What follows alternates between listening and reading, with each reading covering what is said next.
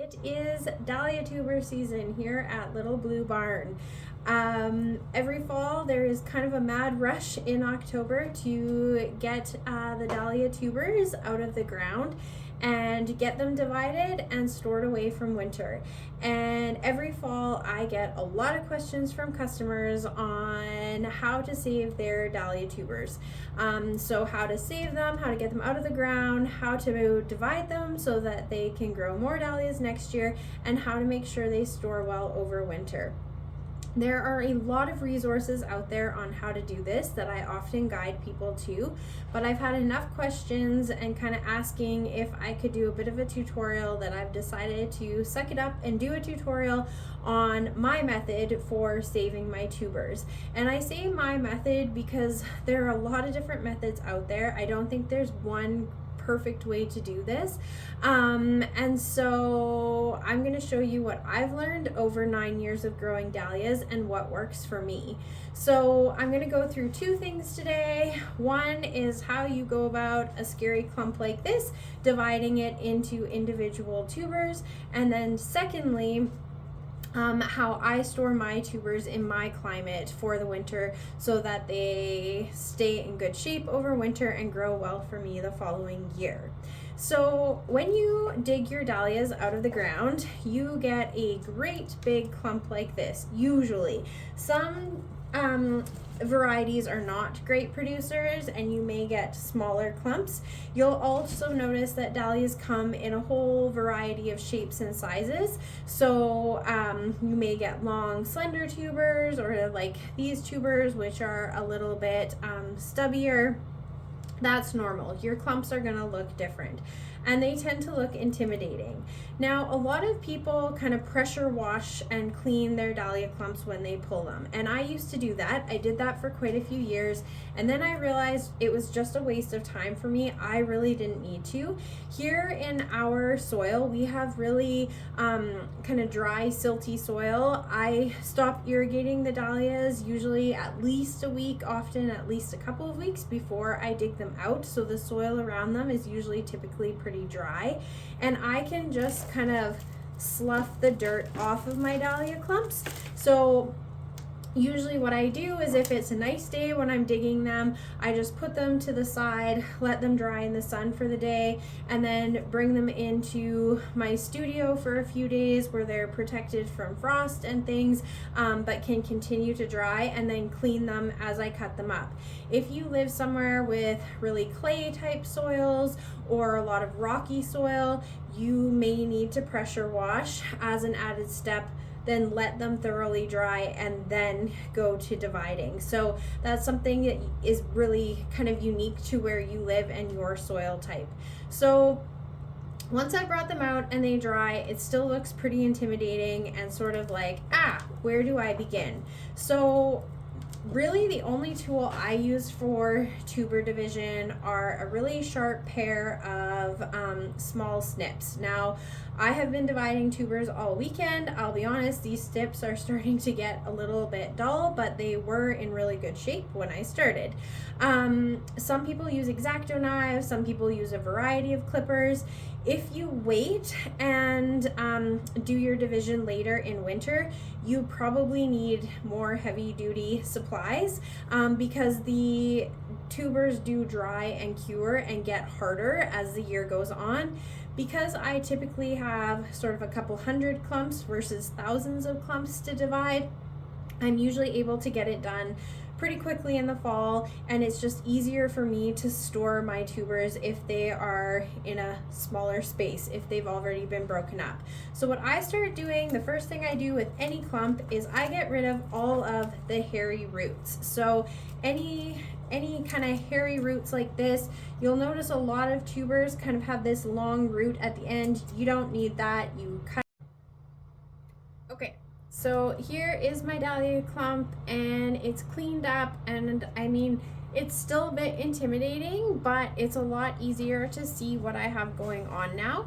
So I always find that a very helpful first step. Now, I'm going to be honest, if you're a home gardener and you're like, yep, I want some more dahlias next year, but I don't want to go through dividing this whole clump, What you can essentially do is take a knife, take clippers, and chop right down the center of your clump. Yes, you are going to break some tubers. That's okay. You're still going to have lots of tubers on both sides, lots of eyes on both sides, which we're going to talk about in a second. Those clumps, as long as you store them well over winter, you're gonna pop them in the ground in the spring, they're gonna grow, and you've doubled your crop right there. But if you would like to break it all the way down and really propagate your tubers so that you have lots more next year and you have sort of less to store, I'm gonna show you how to do that. So just before we start dividing, I want to use this tuber from a clump I've already done.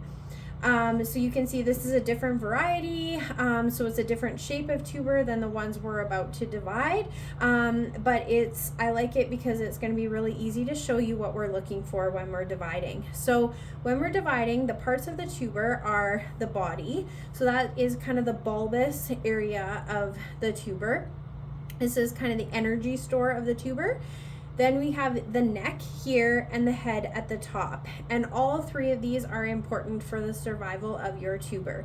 Now, sometimes when you are digging tubers up, you will chop part of a tuber off.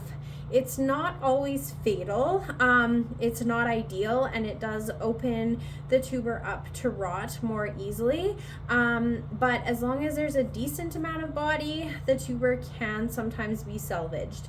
Then the neck. So this is a variety that has a really long neck. It actually makes division really easy, but it's really easy for these necks to get broken as well. And a broken neck usually means that the tuber won't be viable come spring, so you usually have to get rid of those. And then at the top is the head, and this is the part that is attached to kind of the stem of the plant. And it's really important because it has the growing eyes on it. So I chose this one in particular because the eyes are more obvious. So you can see 1, 2, 3, 4 eyes on this tuber. So this tuber for sure will grow as long as it lasts through the winter because it has the eyes. I find at this time of year, I can usually see the eyes really well. They're usually a dark purple or a white color.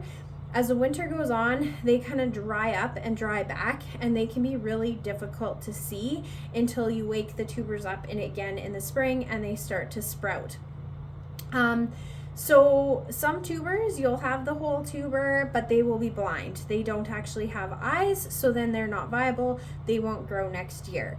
It takes practice to learn to see the eyes, and honestly, I think dividing tubers either now or in the spring once you've wakened them up is the best way to learn, because that's when the eyes are typically the most obvious and easiest to see. So I'm going to start breaking down this bunch right now. So just going to tip my camera here so that you can see what I'm doing. So basically I come in and I start looking for kind of obvious tubers either to get rid of. So for instance, up here is a little tuber. It does actually have eyes. It's got a broken neck. I'm not going to keep it. Here is a tuber right here.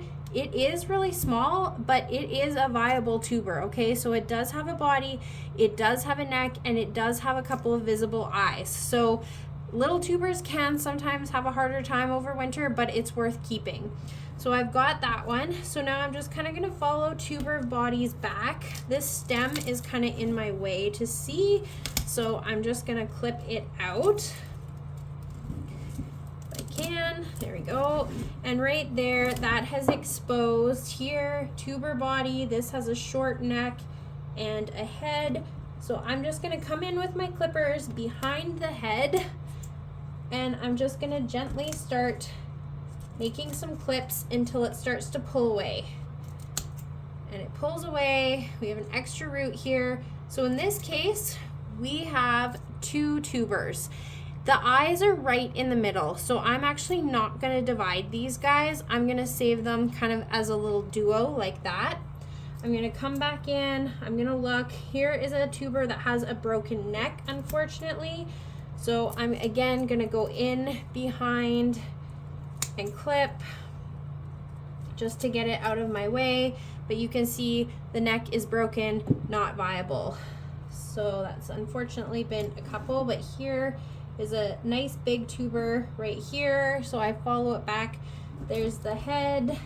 So I'm gonna go in behind and work on cutting it out. Just taking my time until it comes. There we go. So that is a nice big tuber. There's this little one right beside it. So again, this is kind of a double. So I clip. In this case, this side has a broken neck. So I'm just going to get rid of that side and pop it down. So basically we are just going to keep going through the clump. I'm kind of following bodies and necks back to the head and making clips sort of in behind the head to try and get the tubers free. This is a harder variety because it's really compact. Some varieties with the longer necks are actually a lot easier to divide. They're a lot easier to see. In this case, I actually have 4 tubers attached. I very clearly have eyes on this one, and it appears that I have eyes over here. So I'm gonna clip. My back tuber fell off. I'll check if it has eyes. I don't see obvious eyes on it, so I'll probably get rid of that one, but I'll keep these 2. So we're just basically going through, continuing to clip. Again, 2 came off. Both of these are viable. So I'm just gonna continue going around the clump. One thing I want to point out is on the bottom. So in this case, here is a tuber right here, and if I follow it back, its head is actually here. So you'll notice my stem is here. We're upside down in the clump. So again, no problem. I'm just gonna go in from a different direction in order to cut it off. So you just sort of have to keep, there is a tuber that is not viable. It just broke off. So you basically just keep going around the clump, removing sort of tubers as you find them. They will be different sizes even within the same clump. That is normal. A lot do not produce the most uniform of tubers. So I'm going to continue breaking this down and then show you what I have at the end. So I have finished dividing that clump. These are all of the tubers. So this is a really high producing variety for me. It's ginger willow. So I actually have almost 20 tubers here, and I feel they're all viable. Now, not all clumps are that productive. You know, often I get between 5 and 10 tubers, but some are more productive. One thing I did want to point out is what is called the mother tuber. So you'll notice in your clumps often a really kind of old, gnarly looking tuber. To be honest, sometimes they're kind of rotted. They're usually a totally different color. They are the tuber you planted this year to produce this year's plant. And I typically do not keep them. Sometimes they will grow again fine next year, but often I find they rot over winter, or they rot when you put them in the ground to plant them again, and they don't produce very well. So unless I have a variety where I'm really kind of short on tubers and just trying to save everything I can, I typically get rid of the mother tuber. So, you know, when you're breaking it down, the first, few years you do it, you're going to question yourself. You're going to break some tubers along the way. It happens. But if you have a tuber and you're like, oh, I don't know for sure if there's eyes or not, keep it. Just keep it and see. I've definitely been surprised. I've kept lots I shouldn't have that ended up not having eyes as I started this out.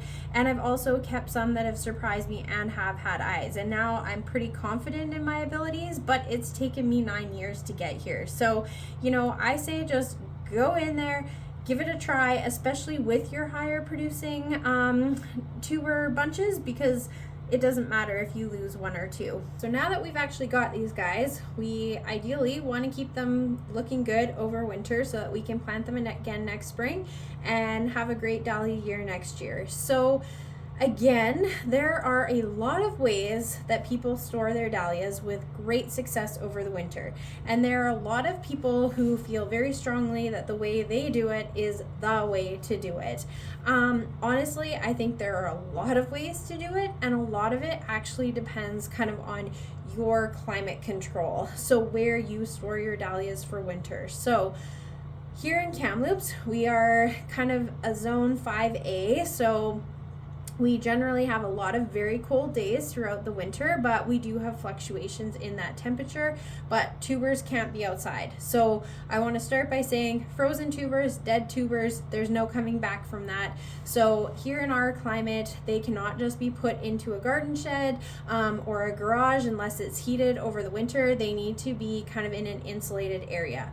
Ideally, we want to keep them at 5 to 10 degrees Celsius, which can be hard, I'm not gonna lie.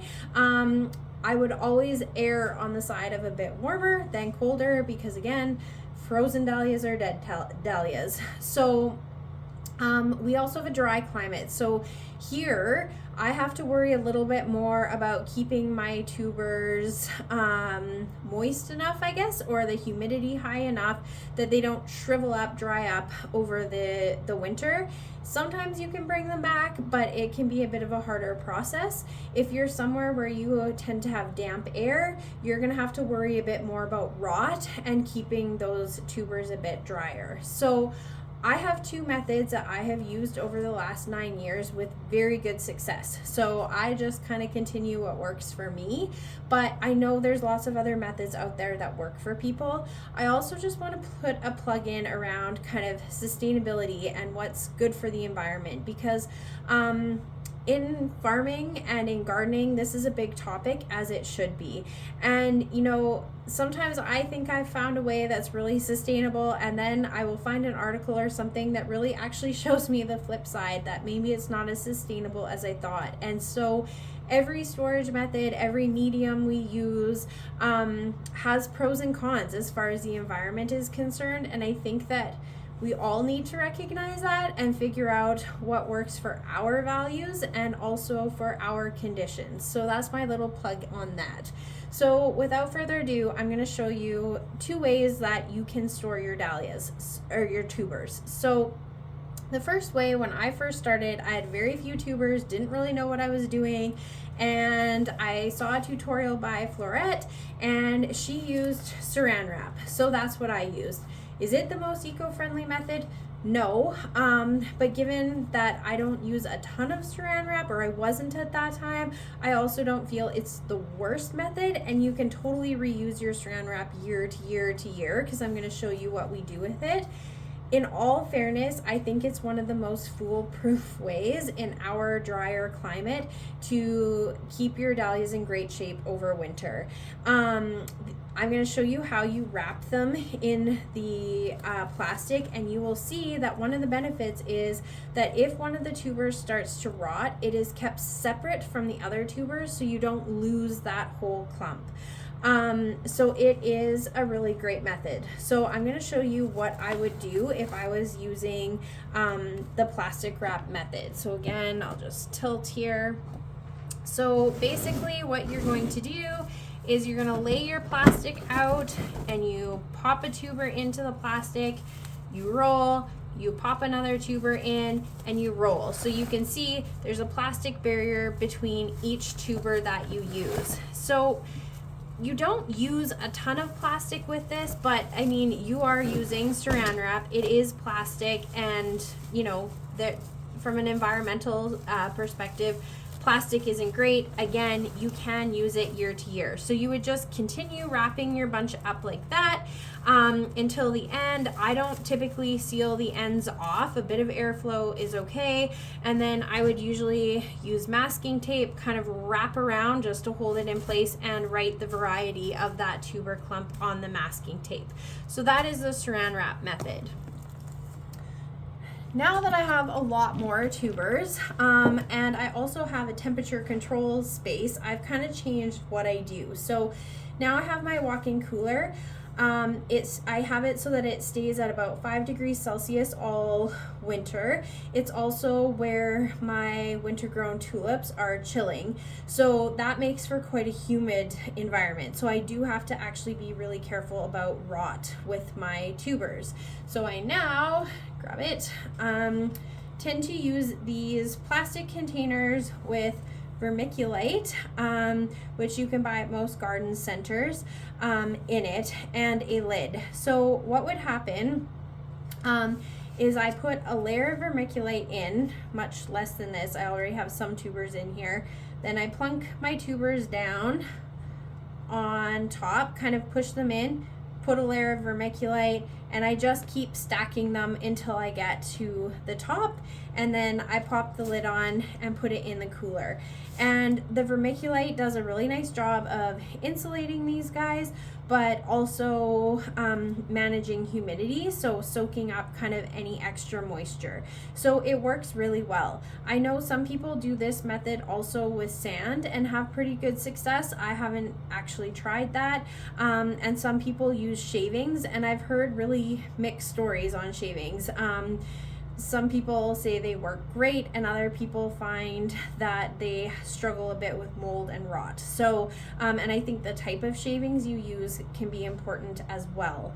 Some people store in paper bags with kind of shredded paper. Again, that's not a method I have tried. So there's lots of different ways to do it, and I think that when you're starting out, trying a couple of methods, trying a couple of different areas to store your tubers, and then seeing in the spring kind of who did best is an excellent way to go about it. So I'm going to finish up my last few clumps of dahlia tubers, and then that will be a wrap on tubers until spring of 2025. Thank you.